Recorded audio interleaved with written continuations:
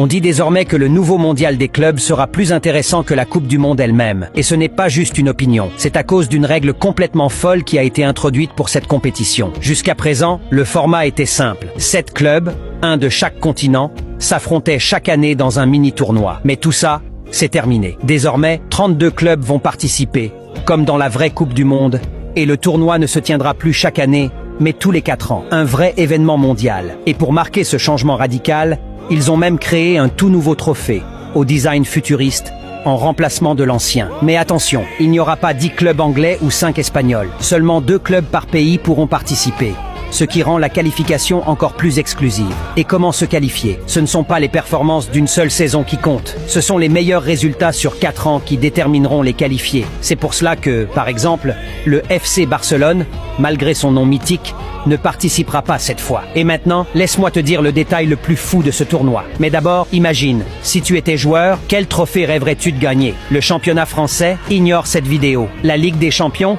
Laisse-toi tenter. La Serie A? Commente avec un cœur. L'Europa League? Sous-titre-toi maintenant. La Coupe du Monde? Alors fais tout en même temps. Et devine quoi? Le streaming sera entièrement gratuit dans le monde entier. N'importe qui pourra regarder, peu importe où ils se trouvent. Et voici la règle la plus folle de toutes. Les arbitres porteront désormais des caméras directement sur eux, collées à leur uniforme. Ce qui veut dire que pendant les ralentis et les replays, on pourra voir exactement ce que l'arbitre voit sur le terrain, en temps réel. Une révolution pour la transparence et l'expérience du spectateur.